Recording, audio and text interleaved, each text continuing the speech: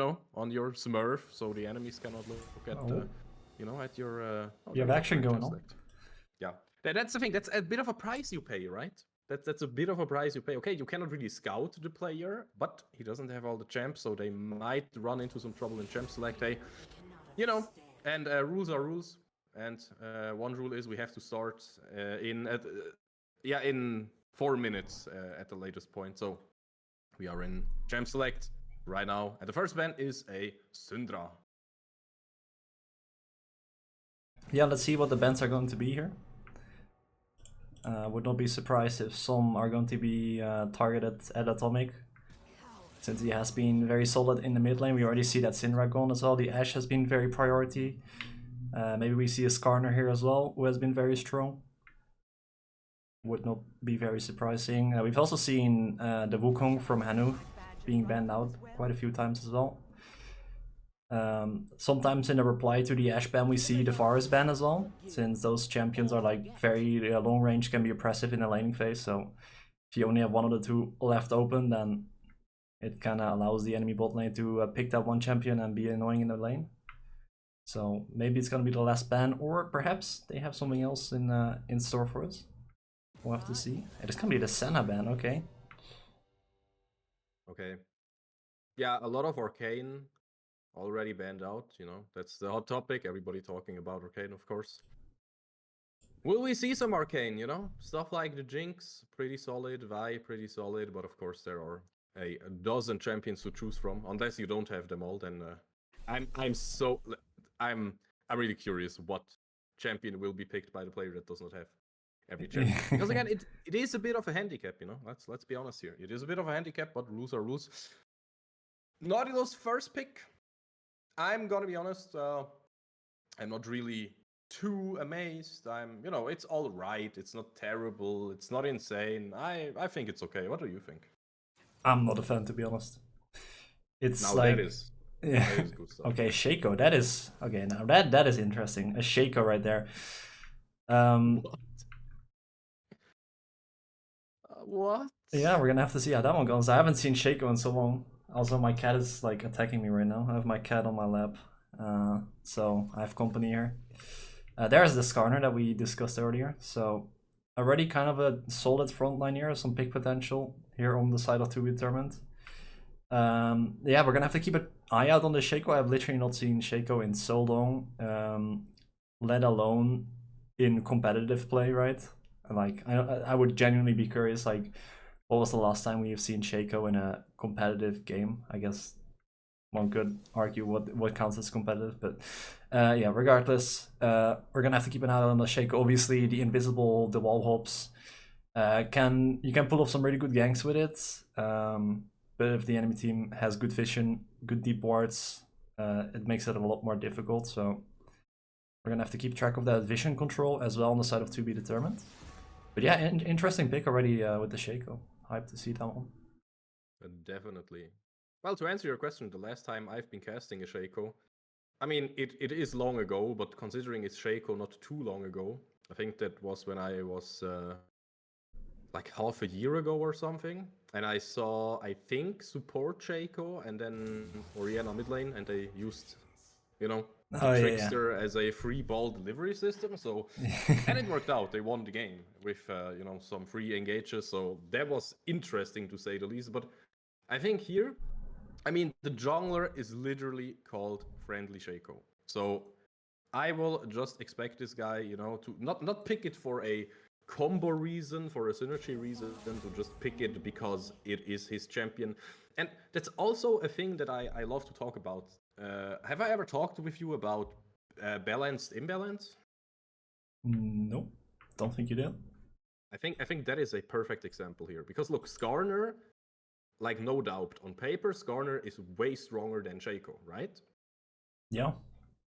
So agreed. the thing is, it's imbalanced, right? But it is balanced by the fact that how many times have you played against the Shaco and how many times have you played against the Skarner? How good are you at properly estimating Shaco's range, Shaco's damage, Shaco's clear speed? And that's the part. Like, if a champion is so, like, bad, quote unquote, that you never see him, then he becomes better again because you don't really know what he does, right? So that is the concept to me of balanced imbalance, and it's in every competitive esports game, unless in Counter-Strike, because there are like no forgotten characters or anything, you know. Maybe the decoy Nate, you never see that one, I don't know. Well, I mean, actually, a fun story about Counter-Strike. There's actually like a similar kind of story where the Creek or the SG and the AUG were like in the game for so long and no one really used them. They were like always meme guns, troll guns, and then suddenly like one pro picked it up, and then I was like, hey, this gun is actually kind of good, and then everyone started using it. It like became the full meta.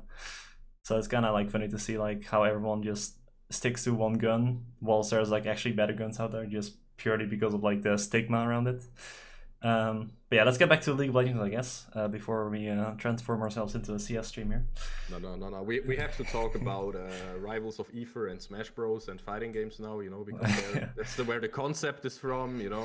And League will get a new fighting game. Did you hear about Project K? League will get a card game. Yeah, I've seen that. Rip Legends of Runeterra, I guess. You know, we could go over so many things, but my thoughts stopped right in their tracks when I saw the little Disney dragon. Smolder will be on the Rift now, but of course, you know, we have like 3 minutes in delay to talk about the compositions.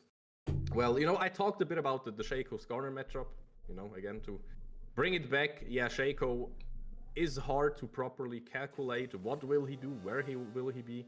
And if you've never played against him in 7 years, then it's even harder. And now, on the other hand, you have the Skarner, though, and everybody knows Skarner. Absolute powerhouse, got nerfed a few times, is still super strong. But yeah, that also means we have some different matchups to look at, and which one is the most interesting for you right now? Oh, I mean, that's a damn good one. I feel like it's going to be Smolder AD carry here, right? That should be, or yes. I'm expecting. Yes, 100%. I mean, I feel like mid lane is always going to be interesting, purely because Atomic, like I said, has been doing very well. And I think Ahri is like one of those champions where if you get that lane control, you get the priority in the mid lane. You can just, if you get level 6 right, you can roam bot lane, you can roam top lane, use the Spirit Rush to get picks with the charm. So I'm really looking forward to how Atomic's going to perform in that mid lane, and if he can get those roams off. Because if you can get those off, you get the control, you get the roams, you get your bot lane fed, you know, you can really snowball the game off the back of that. Exactly. Now, Gragas versus Renekton. I feel like with Renekton, that's an interesting philosophy class again. Renekton, we have seen him 100,000 times. Like, to me, Kayzante and Renekton are the most blind-picked top laners in half a year, entire season maybe. And then you have Gragas, and I personally feel like Gragas is a powerhouse. Like, this drunken man, he's nightmare-inducing. But that's the thing, you never know how good a Gragas is, you know? If he will...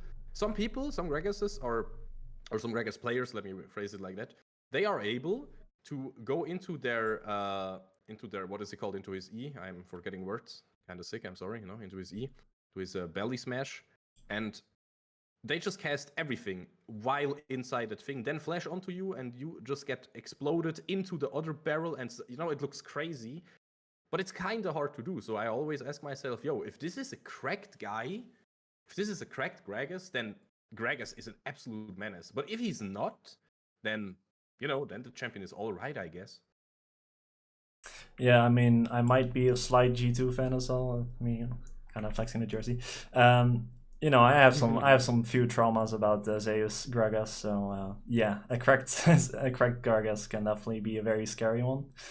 But at the same time, we've seen more Gragases at Worlds that were like, you know, kind of Yeah, okay. And then Zeus just kind of carried the whole game on his own, just being a drunken man, slamming around this body, catching off AD carries, doing it all on his own. So yeah, I agree. I mean, Gragas can also be very annoying in the laning phase, which is also where Renekton kind of has his power. So I feel like there's going to be like a lot of trading in the top lane. I've seen Soap.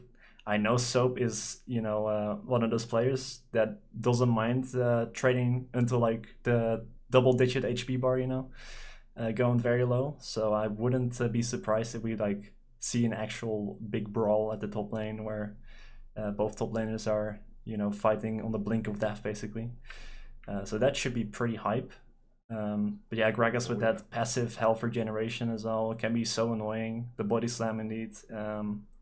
Yeah, very strong laner as well. Can be very strong if you know the animation cancels and stuff. So that should also be a very fun matchup to look forward to. Definitely. Yeah, just wanted to let you know, when I played a lot, and at first I hated him, but once I got smooth with the combos, I was like, wait a second. The strong guy is actually a lot of fun to play, and now I would probably fail everything miserably and would not have a lot of fun, but hey, you know, that's how it works. Now, talking about combos and miserably failing everything, I think the RE will also be really, really important in this matchup. You talked about Atomic, right? And his carry potential. Do you think he will be popping off this game, or will it be the Shaco or something else entirely carrying this game? I mean, it's probably gonna be Atomic in the early game. I'm expecting. Usually, he does very well in the laning phase. I'm hoping you're also in the game already. Nope. All right. Well, I'm already loaded in. Not much happening at the start here though. Just Pandaric chilling in a bush altogether, and to be determined. They're just spread around. You know, the classic holding all the entry points of your jungle. So not much action here. Yeah, we're gonna. The Shaco is definitely gonna be the interesting point, right? That is like the wild card in this game, something that you don't often see. Don't forgo for the Uno, right? You ever pressing Uno at the start of the game? Uno? What? Yeah, UNO for a better viewer experience. Hell yeah. Also in the game right now, by the way. You ever played the card game Uno? No? Yeah, It's that I definitely have. While, you know, it's a banger to remember while spectating games, because you get like rid of the time thingy, you activate timers and all that stuff, all that good jazz, you know. All the good jazz. Well, yeah. Right. That means we are in game number 1, guys. It is a TBD on the blue side, and it is a Pandaric on the red side, with friendly Shaco on Shaco in the jungle. And that is just absolutely amazing. Man, I'm so hyped to see a Shaco. I'm so hyped to see one. I'm very curious to see how the Shaco's gonna do. We can already see both in the mid lane and in the top lane some brawling going around, as we expected. Atomic is also one of those mid laners that goes for a lot of poking here. This time around though, the way definitely giving a punch back as well. Yeah, 100%. Yeah, my eyes are peeled on Shaco. I'm not even ashamed to admit it. I just want to know where does he gang, and that has to go through your mind as well, right? Look at how bot lane is slowly pushing forward, you know, slowly but surely. Like top lane is not gankable at all for the Shaco, and you know, maybe you also have to be worried as the Skarner, as okay. Meanwhile on bot lane, good hook connecting there, you know, a bit of chip damage, but man, I'm so hyped, dude. I wanna skip like forward 20 seconds when the junglers come live, and that would be an absolute blast to see. Yeah, I mean, this bot lane is definitely looking gankable. The Skarner though, Eke, is also towards that bot side, so should be able to hover around as well, but Aline actually going a little forward here. Yeah, hello there. Braum passive will not be procced, and that means for now we can just chill a little bit more. Yeah, they should now also know the Shaco's bot side, so they also have the ward in the tri-bush. That's gonna make it a lot more difficult. There might be a contesting around the Scuttle Crab, as both the friendly Shaco and Eke are there. The smite comes through, so we'll be able to yoink that one away. So slight win there for the Skarner. But friendly Shaco should be able to just rush up to the top side. The pings are already coming onto the map, the assist me. The support there as well, that's the big difference here. Aline is there to assist his jungler. Is friendly Shaco gonna be able to get it on time? No, it's gonna get stunned into the wall, hooked up and taken down here with the ignite. No. Oh, come on. I'm a bit sad about that one, because that was kinda scripted, and you're not getting too much on bot lane, because Smolder just chilling, farming, stacking. Sure, you're under a bit more pressure, but honestly, Olaine moving out there, up there, really good move. Yeah, that was definitely the difference maker right there. the way also had the priority in the mid lane, so was able to move up first before Atomic was. Yeah, in that 3 versus 1, the jungler was just already taken down before Atomic could really do anything. So I had to just give that one away, unfortunately. The first blood onto the Skarner though, so not really the champion where you want all the money to go to, right? So okay, that is kind of the... Shaco in mid lane, igniting. The flash just saved for way too long. And Friendly Shaco getting the instant revenge. I love it, honestly. Disrespect him once, and this happens. Yeah. And this time, I mean, we spoke about the Skarner getting the money. This time around, the money goes to Atomic, and that was the one person we highlighted at the start here. The one that once you get level 6, the Spirit Rush, you can roam around top side, you can go bot side, you can get your teammates fed, you can get those picks with the charms. So with that money injection, the Lost Chapter as well is gonna allow Atomic to push out those waves more often, not having to worry about the mana costs.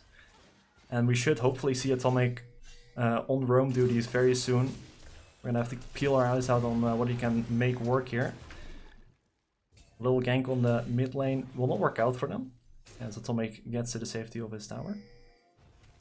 This is interesting now though, like Lee was slowly moving up there, but not too much happening, and now Skarner is in the bot lane though. Olaine not really looking for anything here. Okay, jumping right in there. Friendly Shaco was spotted on the pink board. He will realize exactly that.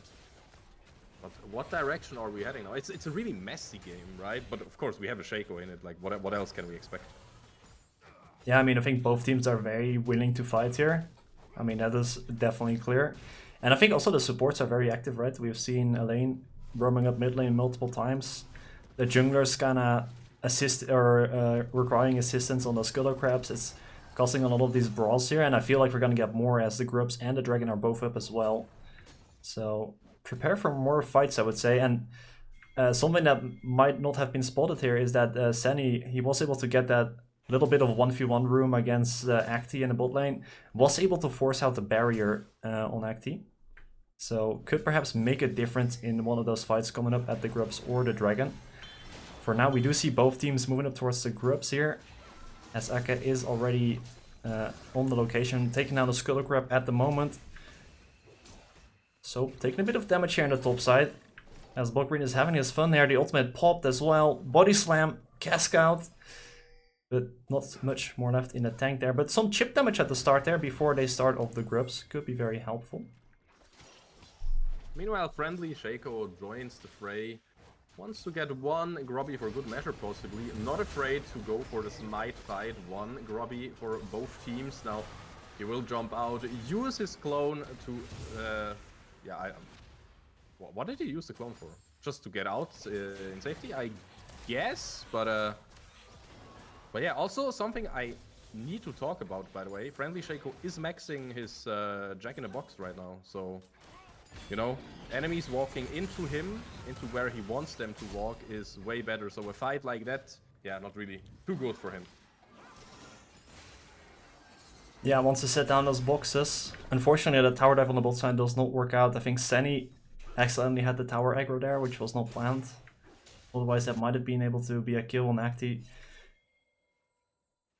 So far, I mean, the highlight here has been Senny. Oh, the Killer Instinct! Second Killer Instinct going forward, getting the kill. Will he die himself? He will. And that is a complete disaster. That is not what you want to happen when Nautilus is roaming all the time. Yeah, it is going to be the 1-for-1. That is unfortunate. That was very close, though. It was really close. Still has his flash up, though. Top lane, wet noodle fights, always. Oh, that it's was a nice so juke. funny. So many skills used, and you feel like, man, there's so much happening. And then, nobody dies. Both for half HP, then Grogos uses some spells, full HP again. Renekton Q's away, full HP again. Yeah, okay. That just happened, I guess. That's what we call a classic top lane wet noodle fight. And the Drake's gonna be started. It's gonna be stolen! Oh no, it will be smited away for Friendly Shaco here.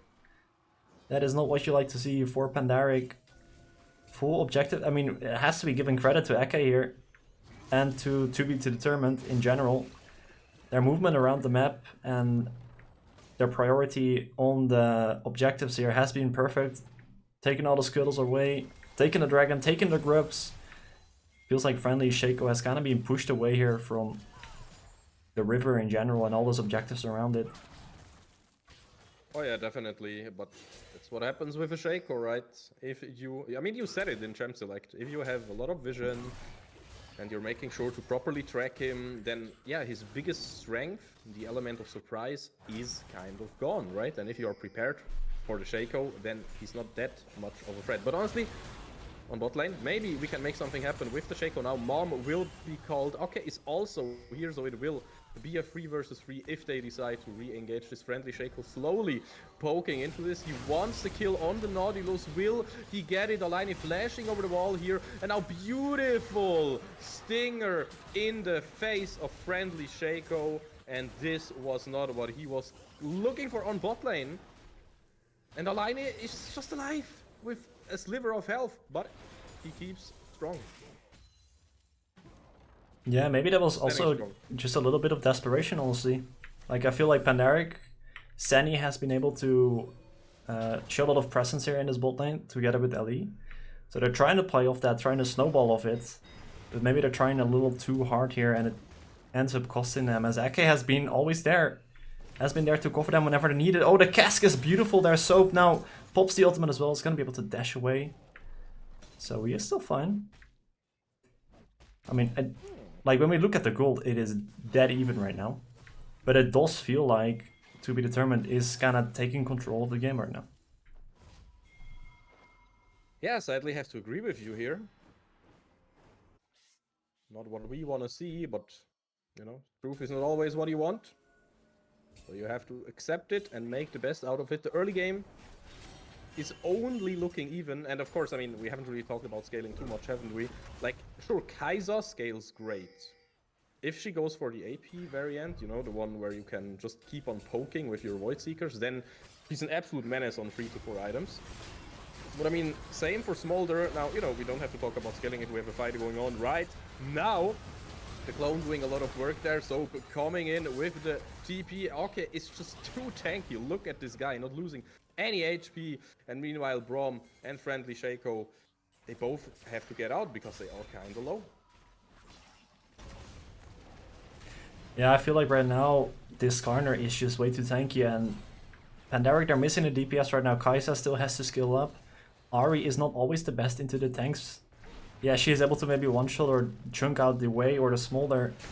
But it's just going to be so difficult when you have a Gragas, a Skarner, and a Nautilus just being a beefy frontline standing in front of the targets you really want to hit. And the Kai'Sa is just only on one item right now, has the static shift. Doesn't have the DPS required to really chip down those tanks. So they're kind of struggling in those full 5-on-5 fights right now. Yeah, definitely have to agree there. And again, I feel like scaling-wise, we can outscale them, but then we need to really pick our fights. And yeah, talking about it, you cannot pick your fight.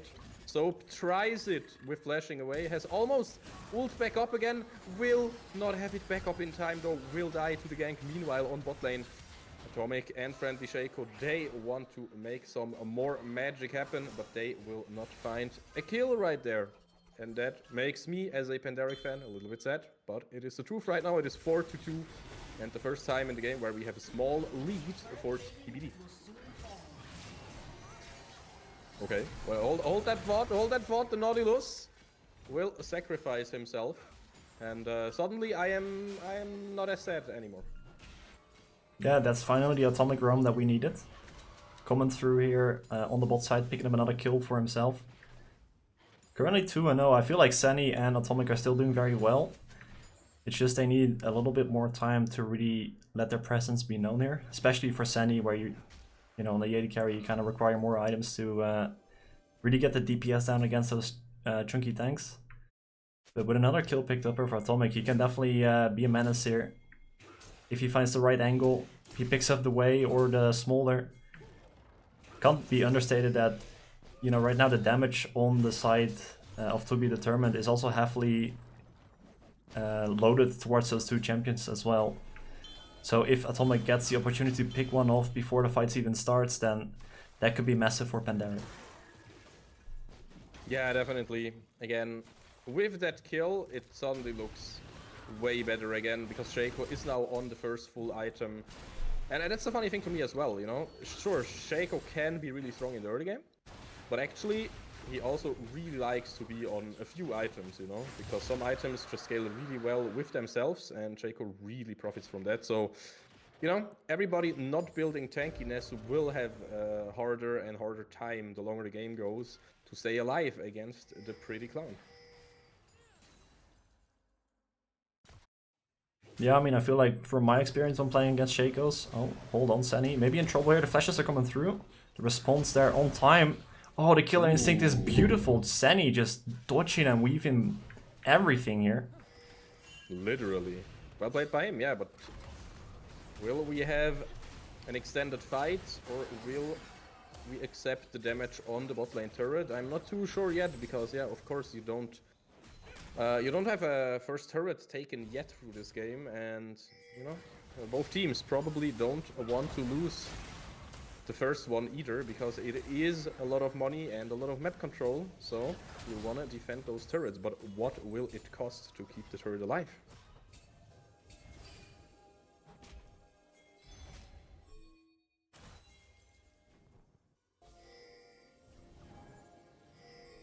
Yeah, pings are coming out there on the map towards the bot side. I mean, Aka is still hovering around there as well. Shaco on the other side of the map, so it is currently a 3 versus 2 on the bot side. Step charge on bot lane, Zenny in all the trouble of the world, because Ake is also showing up, suppressing our favorite Braum player here. Ake flashing into the face of our favorite Mr. Pringle, Yordle Mustache Distributor. I don't know what I just said, but I know Ake. Really good gank, but then the TP from Soap made sure, you know, just as insurance basically, that this is not all in vain. He will lose a lot of CS on top lane though, and I'm not too happy about that. Yeah, luckily Atomic will be able to cover that at least partially. So at least all that XP money is not just gone into the void. Yeah, right now Eka is just kind of a problem here for Pandaric. He's just a little bit too beefy, and the CC is just so annoying. Can run through walls. And this is why Skarner is that priority pick that a lot of teams prioritize on their blue side first pick. And it's often banned away as well. Currently 2-0-2 on this Skarner. Has kind of been topping out on the friendly Shaco, unfortunately, throughout this game. Gonna have to give, gonna have to give credit there to Ake. And I feel like Have to Pandaric. agree 100%. Now mid lane, can we find anything? Well, we get the first turret. That is really great. That is a good gold swing, and now suddenly gold is in our favor again, but I don't know if we can like translate it into anything, or if that is just it for now and we have to basically, you know, go back to the drawing board. I'm not too sure right now. Yeah, I mean, I am a bit worried because there is still a Smolder on the other side of the Rift. Which, I mean, we have all seen what Smolder can do in the late game. And I feel like, in general, when we talk a bit more about the late game scaling, I feel like a champion like Skarner is going to be so much easier to play than Shaco. But obviously, if your name is Friendly Shaco, you probably know a thing or two about playing Shaco in the late game. Probably more than I know. Definitely. So again, I think he scales really well. I just have to put it out of there. I think it's an amazing scaler into the late game, if you know how to play him. Yeah, the big if. Yeah, but I mean, again, this guy is. We have the Friendly Shaco. Yeah.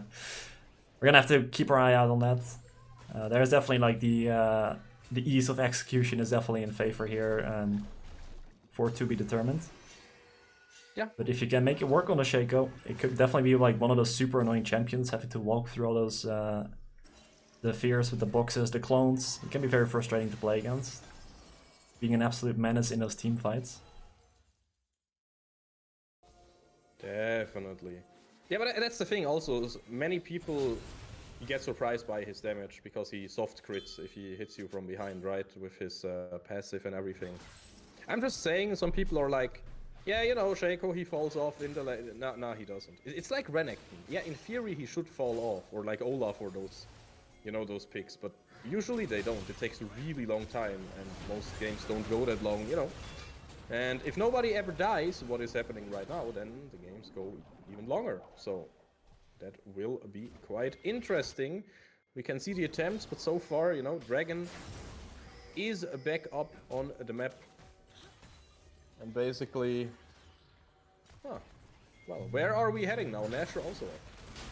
Yeah, that would be soul point here for to be determined if they manage to get it. So we can already see Pandaric don't want to make that happen. The teleports are coming through here. Teleports are coming through indeed from both side laners. Now Rock also coming joining in, but the fight is already in full motion. Okay, this unkillable front line will finally die and the shutdown will go over to Senny. That is absolutely massive, of course. Now Octi is still alive and not dealing any critical damage just yet. He still needs to scale a little bit. Soap will even be able to get out of there. And that means we basically got all the kills that we want. And okay, never mind. The way just sniping the crocodile. That is a little bit sad, but I think we should get the dragon here. And that is important because, as you said, it is soul point after all.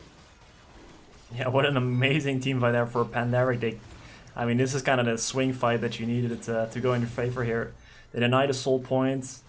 They had full faith throughout that entire fight. I think that made really the big difference there. When all those teleports came through, they didn't hesitate. They didn't, you know, split up or had mixed thoughts. No, they were all on the same page. They stuck together. They fought together. They fought forward. And together they broke through that team fight. And now the game looks to be more in their favor than it was before, for sure. Now Sunny also getting against his Rage Blade. Already on 2.5 items, looking to complete the third even. He's going to be in a really good position to chuck down those tanks that we talked about earlier. It's going to be a lot easier here. So interesting, by the way, Friendly Shaco go for an AP item next. Yeah, there's a weird build here, an 80 AP mix build. Yeah, he wants to burn TBD alive with whatever item it will be, Blackfire Torch or the mask. Yeah, I'm pretty curious what the third item is going to be. I mean, will we even get there? Who knows? Maybe. Maybe we will get there. Maybe the game will be over in just a few fights and a few minutes. Feel like it can explode either way for both teams. Both teams have some amazing catch tools if they are actually looking for it, you know, and properly shoving out lanes first and all the dead jam. Yeah, I feel like a big weight here lies upon Senny. He has to be the backbone of the team. If they can manage to pick him off early, then I feel like Pandaric's going to be in big trouble. But so far, this entire season, Senny has played a phenomenal split. He has done this before, playing as the carrier of the team, the backbone, the DPS of the team. So he definitely has it in him to do it. Currently 4-1, almost picking up that third item.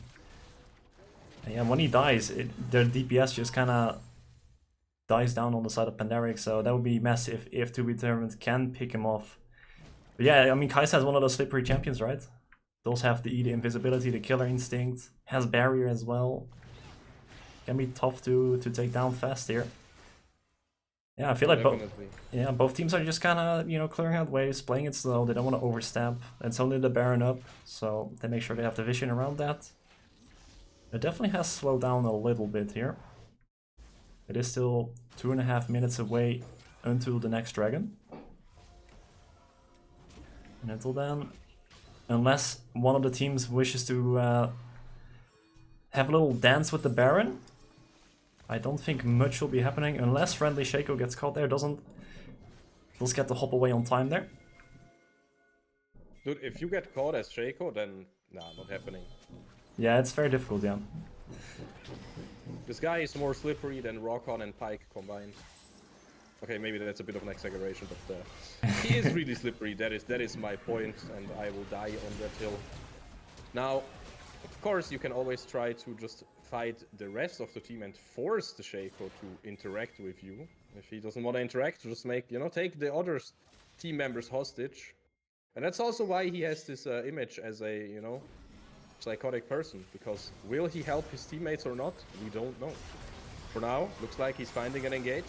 That charge getting used here in a defensive manner. Mom getting used as well, but this is a simple 1 for 0. Yeah, great pick there. I don't think they're gonna probably need a little more if they want to convert that. And speaking of a little more, the Killer Instinct is coming through the way, completely caught off guard there. Senny takes his moment to shine. And with those 2 picks, they could maybe look to contest this Baron now. Okay, is still up. Teleport still available for Blood Green as well. The HP bar very low though for friendly Shaco, so maybe they're just content with the picks. And it seems like it's gonna be the case. The recall's coming through here. So yeah, never forget, Shaco is his strongest when he's at his lowest, right? Because you want to chase him, you know, but you will walk in all the boxes and it will hurt a lot. Blackfire Torch is finished, by the way. Yeah, there's gonna be another AP item after this. I'm guessing Leandris if he wants to go for the double burn. It's so interesting. But I don't judge. I don't play enough Shaco to really justify judging here. Yeah, same. I mean, I'm gonna, you know, I'm gonna assume and give the benefit of the doubt that the Shaco main probably knows how to build Shaco better than I do. Where's Kakao when you need him? If you remember that with the itemization on the lethality jinx where he was like, but man. Yeah, no, I remember that. Meanwhile, we have Soap being not too slippery like Soap in the sideline using the Dominos to grow big, get a lot of rage. And that means for Blood Green, yo, time to leave the battle fray and just let Soap run out his ult. And then maybe try again, because that thing has a lot of cooldown. And that means, without Dominos, Soap has a bit of a rough time right now. That's the Shaco action. That is just the Shaco action. What will happen now? The clone will explode as well next to Alaine. And that is... Is it a kill? Oh, the snipe. No? Oh, that was so Flashing? close. Oh.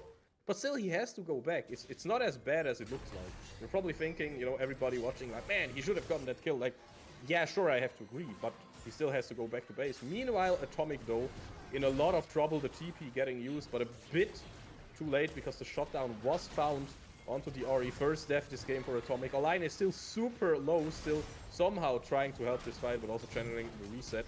While Seni is trying his best to get the kill onto Octi, but will not find it yet, at least. And with the flash impale, the story is sealed. And this is looking a bit like a lost Nash dance. Friendly Shaco trying to run away will be found, by the way. And this is a real shame, but it is what it is right now. This Nash looks kind of free for our friends from TBD.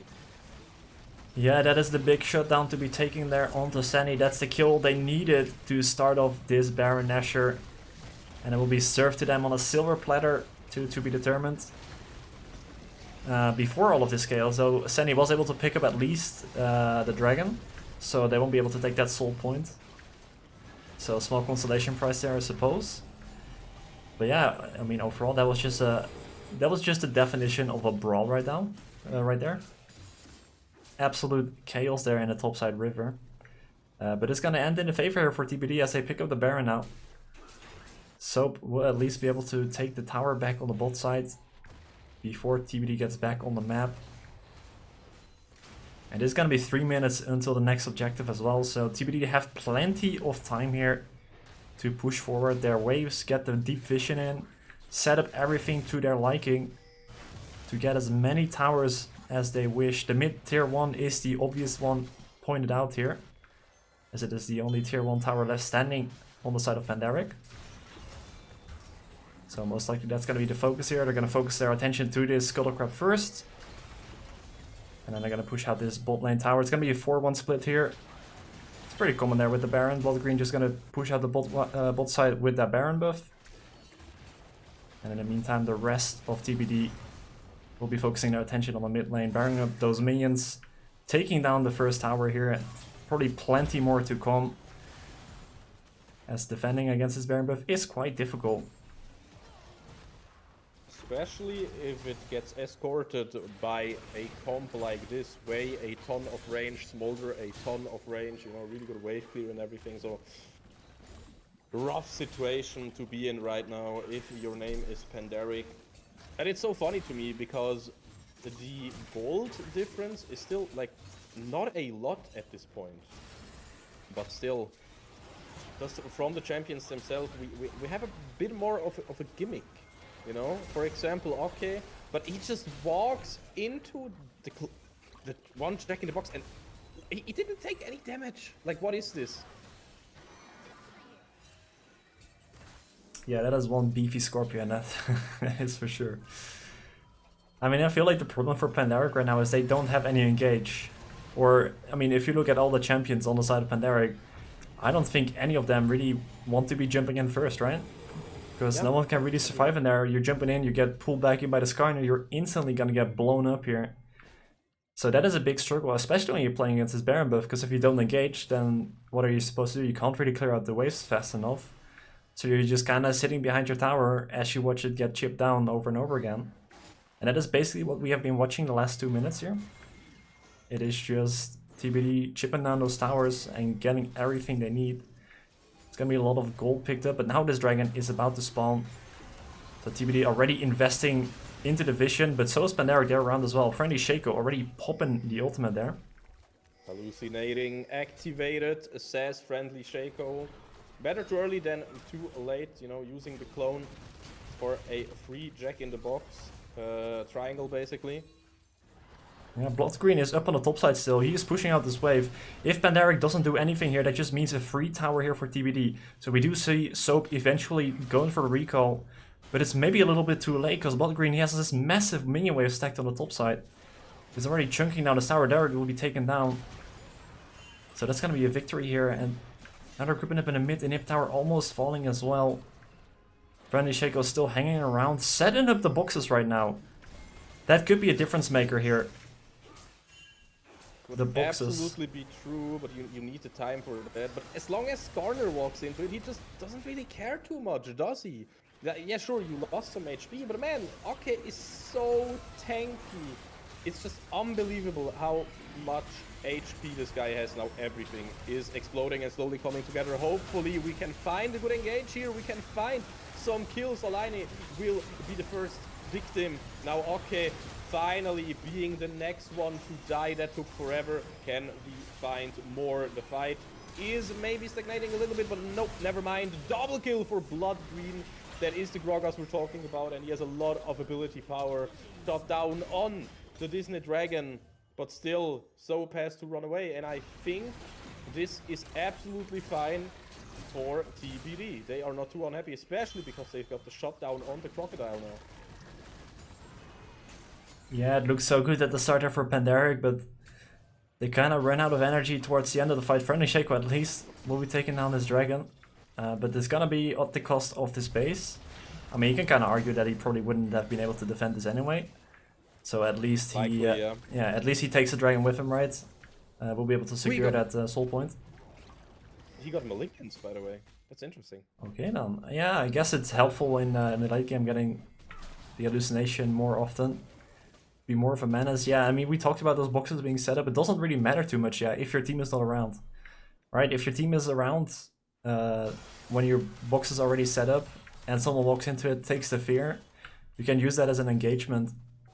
But if no one's around and they're just kind of walking into it, you already, like you said already, Ake just doesn't take any damage from those boxes. So at that point, the whole point of the boxes kind of falls away. The start of that team fight looked very well as Senny was popping off a lot with the damage, but kind of ran out of the steam, and Acti kind of, you know, profited off those low HP bars in the end there.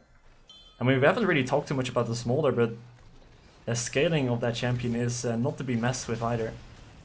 TB scaling, yep. That's... I mean, everybody knows Smolder at this point. He has a fun stacking mechanic. If he is over 225 stacks, he's looking really good. He's at 339 stacks 339. right now. Yep, so he has a built-in Elder at that point, and honestly, I feel like that's all you have to know about that, that little champion. He looks so cute, but he hits like an absolute truck. Yeah, and even though Senny has been playing very well this game, I mean, at some point you're just gonna say, yeah, that champion is just a little too strong for me. You can outpoke him though. That is an option, but it's not easy. Yeah, I mean, the difficulty here is that TBD has 3 beefy tank lines at the front that Senny has to chip through, and meanwhile Acti, I mean, he has to worry about a crocodile at most, and other than that he can just free fire onto those carries. And it's just so much easier. Can we maybe get an engage here? Do we want to take an engage here? Because again, Shaco had no time to set up boxes. He will still jump in, use the clone there, you know, to get the burn from Malignance, but it's just not it. Just not good enough right now. Yeah, with 3 inhibitors taken down here as well, does mean we have 6 super minions flooding into the base here every single wave. And there's just going to be a lot of cleanup duty to be done here for Pandaric. And in the meantime, the Baron is still up. So Pandaric, they're going to have to make a difficult choice. Do you defend your base or do you take down the Baron or contest it? And if you don't go for the Baron, then you're going to see TBD show up at your Nexus with 6 super minions that are Baron empowered. So at that point, it's kind of over already. But if you spend too much time at the Baron, your Nexus towers are going to be taken down as well. So it is basically an impossible decision here from Pandaric, but they're going to somehow have to fight their way through it. You can try to look for a steal, I guess, but even that is not really a good option, because if Shaco dies, and that should happen, then you also have a rough time in the 5 versus 4. Maybe now in the 5v5 situation, Olaine will be the first one to fall. Mom will blast through there from Octi, excuse me. Octi almost dead with the killer instinct, jumping into the backline. Senny getting the kill, making a miracle happen. I don't know how they do it, but it is only Octi and the way left here now. Friendly Shaco jumping over once to get the way. But yeah, the Blast Cone, the empowered one, is just doing an amazing job, and now we kind of have to regroup. It's still a 3 versus 2. I feel like we can do that. Wait, we have to teleport back to base. The fight has been taking too long, and the minions will just finish the game here. It is the super minions of doom coming for the Nexus here. The teleport is coming through for the way. The Nexus now exposed here for TBD. Ready for the taking with so many minions swarming around as well. That is going to be game number 1 going in favor of to be determined, as Pandaric has to go back to the drawing board. Okay, so I mean, again, it is a best of 3 series. You know, everything all right. So you could say, okay, we try Shaco against Skarner. Would you do it again? Would you say, hey, Shaco itself was not the problem, or what angle would you go here? I mean, you might look to ban the Skarner, right? Because the Skarner is just kind of a little bit of a disgusting champion, one could say. I mean, I feel like if you are a Shaco man, right, you probably want to go for that Shaco again. It's going to highly depend as well on how good Friendly Shaco can play the other champions, right? If you really are like an OTP Shaco, you probably just want to put your money on that, right? I doubt this is going to get banned away, since To Be Determined won the first one, right? So I would probably expect that Shaco to still be in there, and maybe they look to ban away the Skarner. We'll have to see how they're going to adjust into it, but that's what I would expect. Okay, wonderful insight there. Do you plan on making a small break, or do you plan on just going with the next game? No, we can do a small little break, yeah. We'll be back in a couple of minutes as they're loading up the lobby. So I would say don't go anywhere, grab yourself a snack, a drink, go to the toilet, and then we'll be right back in a few minutes.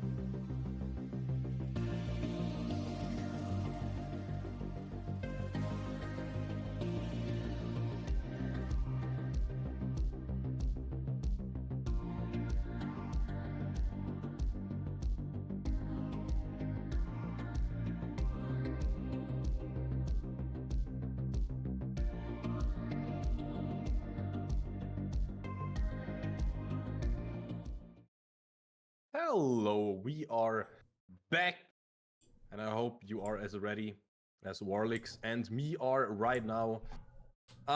We had a little change of plans. We are not using the actual client to draft right now. We are using the good old pick and ban tool. I really hope it's not bugging out, but hey, so far it seems to work like a charm. And yeah, you can see it as we can right now. On blue side, wait, that is actually important. You can usually name your side. Yeah, we're still red side. We're still red side. So yeah. For you again, yeah, TBD is blue side, and we are on the red side. And the way, well, it worked. So it has gotten, I think, permit to be in this game again. Honestly. yeah, I mean, I've seen Atomic kind of pop off on that Oriana. Same for the Sanifars, also been very good on that champion. So I mean, I think the Oriana will also be a bit more, will be better for that DPS department. Like last game, we kind of saw that in the Baron fight actually, in the final fight there, when the second Sani died. You know, Atomic kind of realized, yeah, we don't have the damage to take down this Garner anymore. We just can't kill him. So they just kind of had to back off, and you know, we already saw the super minions kind of barraged into the base at that point. So yeah, this time around, you know, having a bit more DPS on your mid laner as well. So not all of that weight is being put on Sandy's shoulders. That should help out a little bit here. The Skarner band as well, like we talked about by the end of last game, the adjustment that has to be made here. It is going to be that Skarner band. No Shaco locked in yet though. Xin is Seraphine, sorry. So yeah, so much for using Protract. Oh my god. I personally hate when you have the wrong visual. Like, everybody is a different learner, but for me personally, when I see Xin Zhao, and then it's like, no, guys, that is Seraphine. I see Xin Zhao, you know? So for me, whenever I forget the thought that it is a different champion, I will always, you know, yeah, whatever, we have to roll with it. You can maybe draw over it if you want, you know. But yeah, for now, we have no epic Jarvan versus Xin Zhao matchup. It is Seraphine. After all, I hope you know, everybody's still happy with the draft either way. But yeah, now we can see some bans like the Poppy, like the Nasus. Weird bans, honestly, but you know, Poppy, I get that. Nasus, not so much. Yeah, that's definitely a ban. That is a ban. It is a ban. I mean, we do see the Jarvan though. That is interesting because that's most likely going to be in the jungle. So no more Shaco, it seems like. Unless there's some hidden tech here that I'm not aware of. But yeah, no Shaco. They did change away from that champion, the friendly Shaco, on the Jarvan now. So that is definitely a big change here, together with that Skarner ban that we talked about. Why is Nessus and Garen banned? Do you guys want to play Varus mid lane and then put, or like, what? I don't know, whatever. No Judgeroni in here. I am confident that they know what they are doing, and those are special bans to me. But you know, those are like those weird mid lane meta champs against AD champions. But I would fully expect Atomic to be piloting the Oriana, honestly. But it seems like, yeah, with the Renekton lock-in as well, it should just be as we see it and expect it. Oriana mid lane, Varus bot lane, Renekton top lane. I cannot really expect anything else right now. Yeah, I mean, those should be where they go, yeah. Or at least I'm hoping. I mean, I'm already liking this team composition a lot more here. The engage is going to be a lot more easier with the Jarvan, the ball delivery system as well. So, you know, a bit more tools here in the team fight, I would say, other than, you know, hopefully Soap can tank up a little bit as the Renekton, and then you hope Sandy does enough damage. You know, it's a bit iffy, but now you have the ball delivery system. Should be easier to navigate those team fights here on the side of Pandaric, which I feel like they were kind of lacking. They just didn't have the answer to the front line of TBD. And hopefully with a bit more DPS in the mid lane, with the Jarvan now, that should be a bit easier on their side. The Gnarly Leona. See, now I'm again like, wait, didn't they say Seraphine? Yeah, so we have double supports, or it's Seraphine mid lane, and then... Or is Leona something else? Is Hui top lane, Seraphine... Is it... Is it Seraphine mid and Wei No, ADC? wait. No. Or is it like it's Seraphine? Seraphine APC on Yeah, bot lane Seraphine with APC. Leona. Or it's Wei bot lane with... You never know. You Yeah. never. Probably gonna be. Yeah. Yeah, whatever, we will see once we're in game. Again, it fries my brain when I see a Xin Zhao in there and I have to remember it's something else. And now we ourselves, we got a Tom Kench. I think that's a decent option against the Vi. What do you think? Yeah, I mean, it is a classic counter to the Vi red. You press ult, I press ult. Get countered. So a bit more safety there for the Varus. I mean, that is very much needed, right? Varus is an immobile champion. Same for the Orianna as well. Let me mute my client, because otherwise the chat is gonna go insane. There we go. Why does it... Okay, that was the wrong sound that I muted. There we go. That's the correct sound. Yeah, so the Tom Kench can add that a little bit of safety that is needed on this team composition where both your carries are immobile and you're playing against a pick composition with the Vi and the Leona that are looking, you know, to lure in the bushes and pop their ultimates whenever you are out of position. So that should be able to help Atomic and Sunny a lot in this game. Obviously the execution needs to be there as well. But you know, I have no doubt that we can pop off the unbench the Kench, so to speak. Bro, if Oke doesn't play the new Arcane Vi skin, I will leave. I will go home. I will go insane.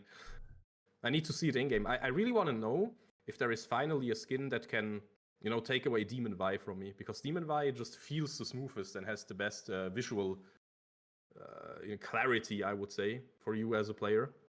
And I really hope he shows me, you know, the new skin, because then I don't really have to look at a spotlight or anything. So that would be dope. That would be absolute banger.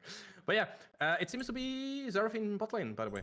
Really looks like an AP carry variant. I hope so, at least, you know, with a big oomph in her kit. Because playing her as a healer in this team, yeah, I don't see it. Do you? No, I mean, I agree with that. I don't see it. I do feel like it's gonna be kind of AP heavy on the side of TBD anyway, right?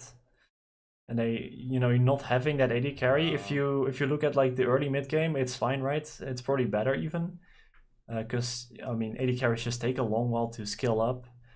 But I do feel if we are heading, you know, towards the 30 minutes in the game, you would give the favor towards the Varus that can just bring out the big DPS, especially when you're taking down objectives and towers and stuff. Taking down Baron as well is going to be a lot easier for Pandaric as well. So it's really going to be that early game where the Seraphine has some annoying poke, but so does Varus, right? Varus has annoying poke as well. Doesn't have heals though. That is unfortunately, you know, that would be a bit broken if Varus could heal as well.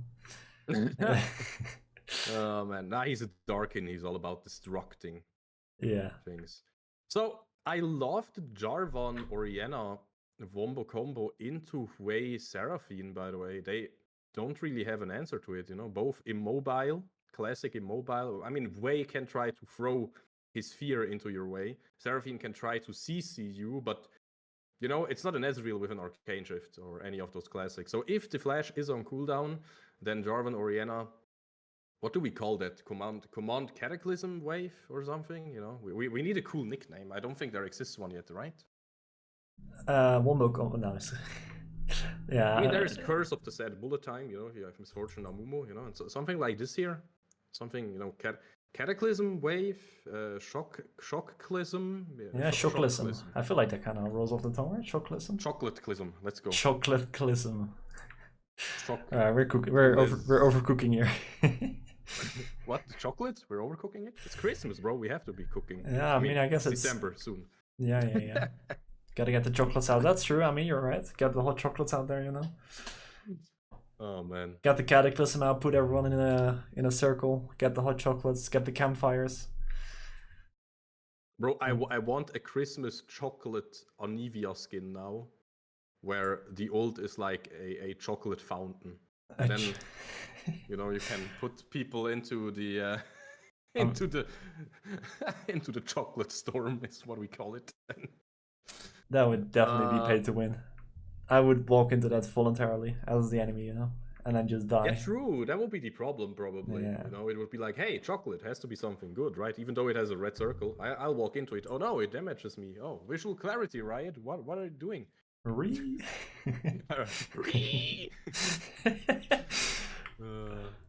Yeah, I got the Fiddlesticks voice acting voice, so it's No, also so funny to me. Yeah. You know, if you were to need a champion that has animal sounds, do you A, record animals, like actual animals, or B, hire a guy that is good at making animal sounds and then use those sounds? Exactly. You could do like a mix of both, you know? But it was only one guy to make all the animal voices for Fiddlesticks. That's a banger. But I'm slowly drifting away because we still have some time to pass until we are finally in the game. And the potential last game for today would be kind of sad, honestly, to just see Pandaric go into the loser bracket in a 2-0 fashion. But I think they were cooking, maybe not as much as me with my skin concepts and all that random talk, but they have been cooking for sure with their draft. Now, for some final questions for you. All right, are you in game already? I am in the game. I just need You're in the to game? change Awesome. my OBS. There we go. Perfect. Guys, that means we are in the game, we are on the Rift, and we are ready to see if Pandaric can bring it back, or if TBD can just close this out with a clean 2-0. Obviously, I would like to see a longer series. I would like to see Pandaric fight really hard, but of course, TBD, they also have a say in it. I really like the composition though. And Warlicks, for you, any special picks that you want to highlight? I mean, we're gonna have to kind of look at. I feel like the bot side is gonna be, a huge point of contention because I feel like the Varus is obviously a good poker at the start of the game, right? But it's gonna be slightly countered here by the heals from Acti on the Seraphine. But I feel like there's gonna be like a lot of back and forth there. We have the Leona with the engages on Silk and Tahm Kench. So I would not be surprised if there's gonna be a lot of brawling there. And I mean, at the top side, I feel like there's gonna be brawling everywhere. It's gonna be similar as last game, and wouldn't we have it any other way? Well, you called it. Let's see if our players on the Rift will deliver. And as you say, do we really want it any other way? I don't think so. I think we want some action-packed league. In the end, that is what we need for all the viewers to be the real winners. So again, this is maybe the final game. Let's see how it plays out. Both junglers starting on the bottom side this time, and I think that's quite interesting. Yeah, I mean, I don't think any of the junglers are spotted out, so we're gonna have to see how that's gonna end up in the top side once they get there. We do have Blood Green on the Gnar, so he's gonna get that. He has that range advantage in the laning phase, right? So it's gonna be able to get the push in most likely. Could give an opportunity there for friendly Shaco, but if his AK is around there to cover Blood Green, that could be, potential counter gank there as well. We have seen AK being very on top of, hovering for his teammates, being there where he is needed. So, wouldn't be surprising if he's gonna be there at the right time again. Yeah, indeed. I also like this time we have classic junglers. Vi, Jarvan, it's all you need, right? Classic bruiser junglers, no Skarner. That is, I mean, hate on me, but I still think that character is kinda broken, kinda unfair to play against him. No more Shaco, Game 1, we tried it, didn't really work out because, yeah, I mean, measuring up against the Skarner, yeah, I just talked about it. This time it's just those bruisers, just two chill guys. Okay, one guy, one girl, but you know what I'm saying here. And I'm wondering how will this one work out. Both can gank before level 6, but also both are not too unhappy if they can just chill a little bit and level up to 6. And yeah, top lane already a big fight incoming. Blood Green on the Gnar, getting a lot of poke damage from Soap in one single trade. And I call it poke damage because I feel like if Soap does it like 2 more times, then he might end up with a kill. Yeah, once again, friendly Shaco being like pushed out of the jungle there. But engaging the bot lane, actually dropping low here. Sandy looking for the kill. Does he have the snipe ready? I don't think so, probably still on cooldown, but I mean, we're already getting exactly what we just said. A lot of brawling in the top lane, in the mid lane, in the bot lane, everywhere. Junglers are active. A lot of action packed here. Oh, the snipe is charging up. Recall cancelled. Flash in the mid lane as well. I mean, it's not looking too good right now. I don't love it. We lost Flash on Jaco, we lost Flash on Atomic, and yeah, we got the Flash from Octi on bot lane. Yeah, sure, but I'm not too happy about that, honestly. This time around, Friendly Shaker will at least be able to grab the Scuttle Crab on the other side. So at least going 50-50 in that one. As the players are trying to, you know, catch their breath as well. Before they go too crazy in all of the action here.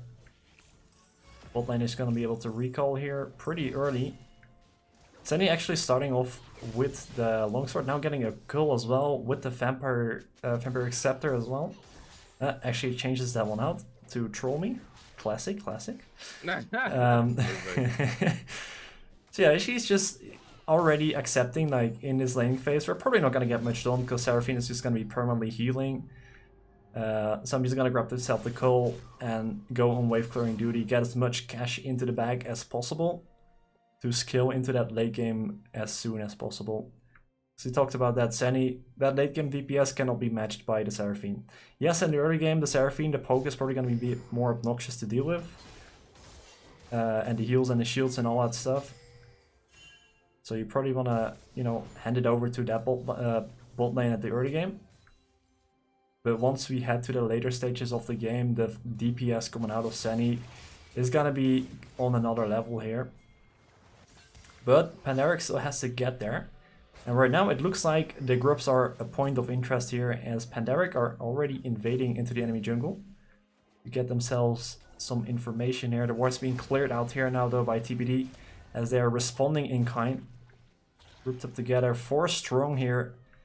And so is Pandaric. Soap a little isolated here. The Zenith Blade connecting. Soap in a lot of trouble. Still alive though, will heal himself with the big spin and flashes out, so will not die. But still, we lost some resources here. We also gained some resources though, so I feel like, you know, I mean, compared to the blue team. So I feel like it's all right, but still, it's not like a major W or anything. Yeah, it does mean they have to give up the control of the river here, and it's gonna allow TBD to start off on the grubs here. Already one taken down here. Soap already TP back in there. They're looking to contest. The engage is perfect. First blood will be taken by Oke here. And the next kill on Atomic from Blood Green. Tomkench has to flash out.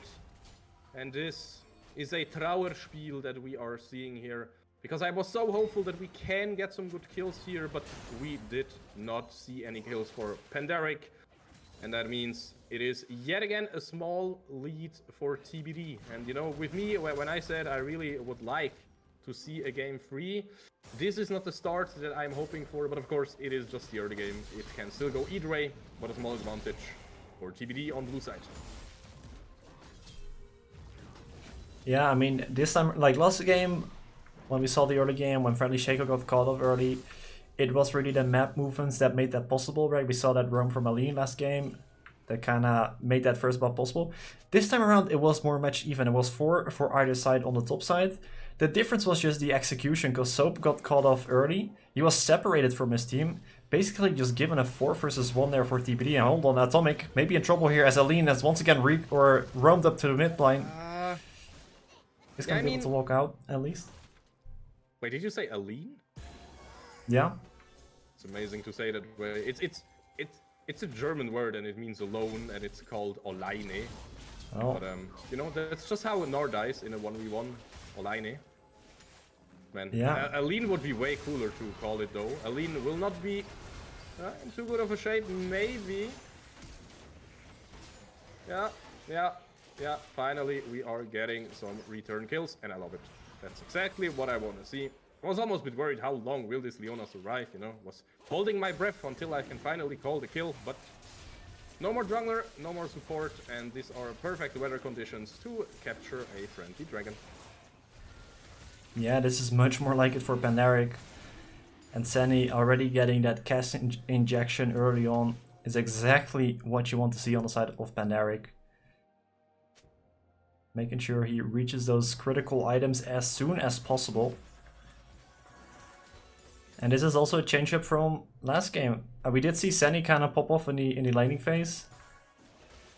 You know, going head to head with Acti, pushing him back under his tower. But they never were able to really find the big advantages that they needed. This time around though, it's a different story. Well, hello there on bot lane. How will this fight look like? You know, it's really, that's a special thing. It's really cooldown dependent. Like, sure, it is always like that on ADCs, but if you build AD, you will eventually deal damage with your auto attacks if you're full on cooldown. That's the interesting thing about Seraphine, right? Because she doesn't work that way. She's a spellcaster. She needs cooldowns to be ready. Well, but now Oke is showing up on bot lane pretty soon, and also the Hui will be joining up there. And even though Atomic tried to move, there was no way to match it, and that is a clean double kill for Oke in the jungle. Yeah, perfect dive there on the side of TBD. At least Senny was able to take one with him. Yeah, I mean, Senny was just not able to reset after that fight when he got his kills. You know, they take down their dragon afterwards, and then he has to respond to his wave. And he hadn't had the time yet to recall. And TBD, they punish it perfectly with that 4-man dive here on the bot side. Constellation prizes that one extra kill that Senny was able to take with him. So at least they have that. Blade of the Rune King already completed here for Senny though, so that DPS is already going quite high on the virus. With that first item completed, also halfway done on the kill already. Really interesting to see. I was almost a bit worried with this bot lane situation, but looks like we got the best out of it, and having the first full item next to Vi is pretty good. Now Zenny wants to show off his full item and will try to get Octi. Octi has to flash away, but of course trading your corrupted chains with like 2 minutes cooldown against the flash with like 5 minutes cooldown. Yeah, we take this trade every week, every day. It's once again a 4v4 on the top side for the Grubs here though. Can the execution be better for Pandaric here? Aline will be in trouble. Friendly Shaco also looks pretty low though, will just die, but so far I think it looks pretty decent. The blue HP bars are melting away. It is still a bit up in the air though, as long as Oke is alive like that, because he is one with the full item. And away, just sniping away. Oh, would you look at that?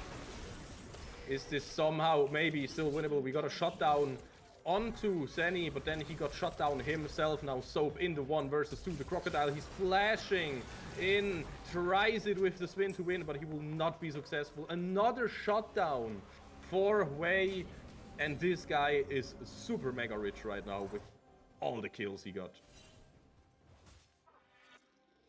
Yeah, the Spellcaster shut down Senny hand in hand. That fear was also perfect towards the end there onto Soap, denying him that turnaround in the 1 versus 2. And it is an absolute bloodbath on the top side here, and we're going to return right to it as Friendly Shaco is already starting off the Grubs. Grubs will be started. Aline wants to, you know, have a say against that. But yeah, the Grubs now. Alright, they secure the 1 Grub. So they deny the 2 Void Mites, that's what they wanted here.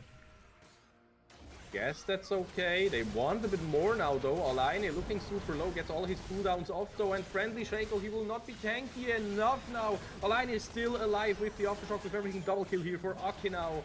And Le, no way to get out of this one. Soap, so many people so low. Come on, you want those kills. Zenny and Soap be our heroes now. Double kill for Zenny. Can we get more? Octi also finally showing up, making sure to escort his teammates. Zenny in trouble, has to fight Octi now, but Octi just too strong with the Blackfire Torch already. Now Soap all alone and will not be able to find any more kills in here. It is again such a close one. Yeah, I mean, that fight was not favorable for Pandaric. They started off in a 3 versus 4 right there. They had the people around though. Zenny and Soap were close and nearby. They just weren't there quite yet. And the engagement already came through. That meant that the temporary 4v3 just caused TBD to kind of snowball that fight at the start. But then Senny arrived and he played that fight so incredibly well. Kind of turned it all around on his own. But when those engagement tools ran out here for Senny towards the end there, it just meant that he was kind of be run around the circle. And those spellcasters just kind of kited him around as they poked him down from range. And that unfortunately meant the end of the fight there for Pandaric as Senny got taken down. A very valiant effort there for Senny. Already 5-3 now on the Varus. Looking to put his team on his back. He really is looking not too shabby right now, but not too shabby is not enough. Dragon wants to be taken by our red side as well. We will be contesting Dominoes used by Soap here by engaging into the backline. Atomic in a lot of trouble, but we can get the kill onto OK. Beautiful Cataclysm there from friendly Shaco. It is only 3 members alive for the blue side, and we still have 4 members alive, but everybody is so low. If Wei can hit a few more snipes, it is looking kind of grim. We still have the jungler up, so we can hopefully just get this dragon. Will we pay? Yep, we will pay with 1 kill, but at least it's something. At least we got the dragon. And the Infernal Blazes. That means it will be an Infernal map and an Infernal Soul for the taking. Yeah, overall 2 for 2 there. And the dragon being secured here by Pandaric. Second of the game so far. And Senny picking both kills there in the team fight. 7 kills on this Varus in 15 minutes. He's looking to pop off in those late game team fights. And it's only a matter of time until this Renekton and the Jarvan are going to be a bit too tanky. I mean, the Tahm Kench as well. They will end up being a bit too tanky here for the Seraphine and the Wei. And at that point, it should be a lot more easier to navigate those team fights. And Senny will have a lot more frontline for himself as well. So it will be easier for him as well. But for now, Wei and Seraphine are going to be a bit of a menace here in those team fights. As, I mean, we kind of overshadowed it, but the Wei is also 6-0-7 here. Double items completed, double burn items here, but the Soul Affair has connected here onto Ali. Goodbye. Yeah, goodbye. At least Senny all alone. Senny. Oh no, you're stuck between a tower, a wall, and a hard place, and now you are stuck in the gray screen. Another double kill for Ake, and honestly, Senny plays this so well, but what can you do against the Vi? Just ulting your face and then getting perma CC'd, and yeah, there's just no counterplay. The counterplay is on a map-wide scale, and Friendly Shaco is getting respected by Blood Green. Yeah, they're looking for the response on the top side. They will be able to pressure away Blood Green from that tower, so... You know, 2 kills for a tower is going to be the trade. I don't think they can get back to the Herald on time, as TBD is already out on the map as well. Actually, all of TBD are out on the map towards this top side. So Herald will most likely be picked up by them, as Soap is hit the recall button as well. So it will not be contested here.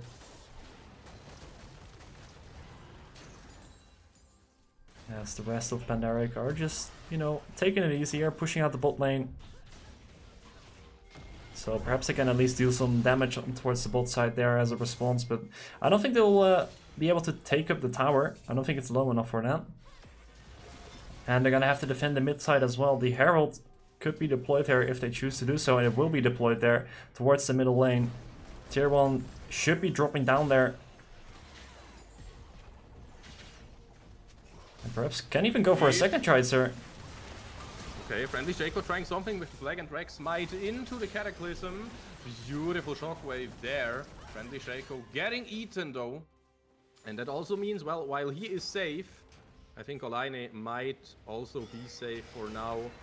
Never mind. Senny showing up from a super weird angle, but hey, I am not complaining. Okay, also trying to flash away, will jump over the wall with the wall breaker, but now Friendly Shaco with the Demacian Standard and the Dragon Strike, just getting simple flag and drag mechanics, getting the kill there, and that is honestly looking okayish now for Pandaric. They have 2 dragons, they stole away one of the Void Grubbies. Like, sure, it's not terrible, they're still a bit behind, but It's looking okay-ish. And Soap might as well get away here. That is also a major W for me. Yeah, I mean, we have to take into consideration that, I mean, I feel like the game should become easier for Pandaric the later it goes on. And they're kind of, you know, preventing TBD from snowballing this game out. Senny obviously has been absolutely massive. And I feel like it gets scary because Senny is often alone on the bot side, just clearing out those waves. And that just means if TBD groups up on the other side of the map, you know, you kind of have the 8 and 4 VARs somewhere else. You know, Pandaric suddenly looks a whole lot less scary. And that's kind of what we saw in that moment. And then suddenly Senny shows up and was like, I'm going to take this kill, thank you very much. And then TBD has to go on the run. They don't want to deal with this 8 and 4 Varus. You know, how long can they keep running away from the danger? Well, not right now. Friendly Shaco will get killed here. We can see the teleport, but man, can you let Soap play the game, please? Well, no, not feeling like it, says TBD, and that means they get a clean first dragon for themselves. Yeah, it's kind of Senny versus the world right now. You take down Senny, you know you're gonna win that fight. So it will be the dragon taken here for TBD after that victory in the team fight. Fought on Pandaric soil, but won by TBD regardless. It's gonna be the Infernal Drake going towards them. Yeah, I mean Senny already on 2 items right now. Almost 3 items even. Okay. Gonna be a tough one. You know, talked about the item spread right now, and yeah, looking at basically 2 items versus 1 full item on most champions, you know, then we have Senny that is also already on 2 items, so that is some good stuff, of course, but in mid lane, in the jungle, it could be hard. We see the solar flare there to just get the Tom Kench.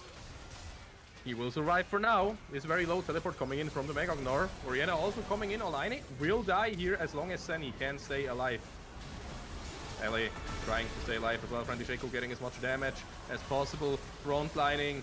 But as long, again, as Senny and Atomic are alive, I can maybe just, yes, get a kill there. Get the poke through. This is looking really good. And we can finally... Wait, are we going for Nasher? Oh, that's interesting. I think that's kind of risky.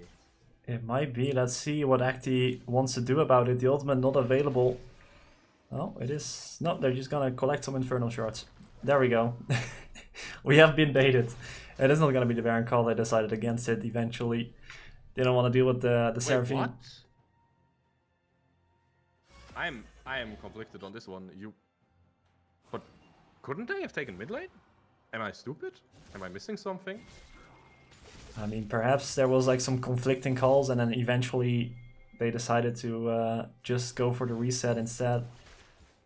I'm guessing someone called for Baron and then we were like discussing about the Seraphine and how much you could really do to stop them. And then they decided against it to be on, back on time on the map. That is my guess. We'll never know probably unless we get an interview after this. But regardless, that team fight, Senny was just left uncontested, and we're now finally seeing what happens when when Senny can just sit in the back of a team fight and fire at his will, basically. He absolutely demolishes everyone. And I feel like this will become easier and easier for Pandaric as those tanky boys become even beefier. You know, providing more time and space here for Senny. And at the same time, Senny... Oh, hello there. Shaco looking for something in mid lane, waiting for the follow-up. Oh, the sombrero kinda hitting there. Octi's still alive, but will not really connect a good Encore himself. And now Octi super low, has to get out, but no kills have been found just yet. And meanwhile, in side lane, we have Island Gaming, ladies and gentlemen. Yes, Hope looking to defend this tower, but Blood Green is just going for it. Will he make it out though? It's gonna be difficult here. The Gnar is used. The hop over the wall, but so can Soap. The Crocodile is on the hunt. The Blast Cone perfectly in place. The Flash to chase down and eventually take him down. Atomic now being dove underneath his tower. Ake is gonna punch into the gray screen. punch him through the crack screen. That's an amazing metaphor. Well, Blood Green died right there, so now Soap is free to teleport into the top lane. And Soap, can you find the difference? Olaine, oh my god, the fear was huge from the way. Olaine flashing out. And while we got some sums, I feel like maybe this was about it. Nope, Tom can just exploding like it's nothing. Yeah, this way, there's a reason why it's getting first pick, right? This guy is no joke. Yeah, the way has been a problem here for Pandaric. The AoE damage in the teamfights and the ability to snipe from so far away is a dangerous one. And you could really tell that Pandaric wanted to engage so badly. They had Senny on location. The danger man himself. They couldn't quite find the engage, like you said, you highlighted the fear cancelling the Jarvan there. Prevented that engage. Prevented Senny from popping off in another team fight. And then at the back end of that, the way sniping away the Tahm back to the fountain. Now we're looking at the dragon again, 20 seconds until that one spawns. That's an important one. A little death push being set up here as the vision goes dark here for Pandaric. They have to group up here to clear that out. The Soap is still alone though. Oh no, Soap! He wants to face check and he will die instantly for it. And what did we really lose? Nothing now by jumping into the backline. Beautiful Cataclysm with the Wombo combo. Is it enough? Will it be enough? I don't think so, sadly. This combo was amazing. It looked beautiful. But it was not enough damage. The damage was already done by just killing off Soap with little to no investment. And this makes me so sad. You should get a result. You should get, you know, you should basically get a win with a combo like that. It wasn't enough. The quadruple shockwave from Atomic, unable to convert that until a one team fight. That is unfortunate here for Pandaric. I mean, we do see the Wombo combo here on the side of Pandaric, very obvious with the Orianna Jarvan. But we cannot forget on the other side, we have the way, if you're fighting in those close corridors, the way will melt you away. And that is exactly what happened in that team fight. No matter that beautiful execution on the shockwave, it will not be enough here. The Baron now up as both teams look to contest for the vision here. Oh well, contesting for the vision, that is what both teams are doing indeed. And yeah, the cooldown reduction is already crazy on Friendly Shaco. His Messian Standard and his Dragon Strike have basically no cooldown at this point. Yeah, 6 seconds, so you know he can jump in, jump back out to do all the fancy tricks. But for now, the fancy trick that Friendly Shaco is doing is killing the Wolf Camp. Because every jungler also needs a bit of money. And he probably wants to finish his next third item as well at 1 point. So, not too much happening right now. And I still don't know who likes that more. Because to me, in my world, Senny scales amazingly, but then I look at like all the things that are happening in this game with the Seraphine and with the Way, and they are also not getting any easier to kill, so it seems like, for some reason. Yeah, I mean, I feel like I really want to see the Renekton and the Jarvan build more towards that magic resistance. Because right now they do have a lot of HP, yes, but not much resistance, and the Nard Hub is perfect here. This is the final fight. Some skill shots are missing, some skill shots are hitting. Nobody died just yet, and Atomic is just chilling on bot lane. And I like the decision to stay there, though. I really like it, because now Atomic is pressuring the turret and the minions and eventually the inhib, so we cannot get caught now, though. Will we get caught? I think that is exactly what it will look like right now. Friendly Shaco is not in position, the teleport is coming in, but Seti already dead. So, Friendly Shaco and Atomic, you have to somehow get out of there. Soap already victim of this TBD blue side squad. And I don't know, Warlicks. I feel like Pandaric is just not really on the same page when we talk about micro spacing. They are there, but not really in range to use their abilities, and TBD is punishing that just perfectly. Yeah, I'm gonna have to agree with you on that one. I mean, the vision right there in that fight was the crucial factor. You highlighted it. Atomic, he was on the bot side of the map. That is just basically Pandaric saying, okay, you're either gonna force this Baron right now at this moment, or you're gonna lose your towers at the bot side, or you're gonna have to recall and give up your control. What ended up happening is there's no vision on the Baron here for Pandaric, so they didn't know if TBD actually started the Baron or not. So they had to go for the face check, because if they take away the Baron, you know, that will be a win there for TBD. So they had to get that information, and that's where everything started to go wrong from Pandaric, as the engage comes through for TBD, and they take down everyone on the side of Pandaric. And they didn't even get the bot tower on the back of Atomic there, so they lose everything there.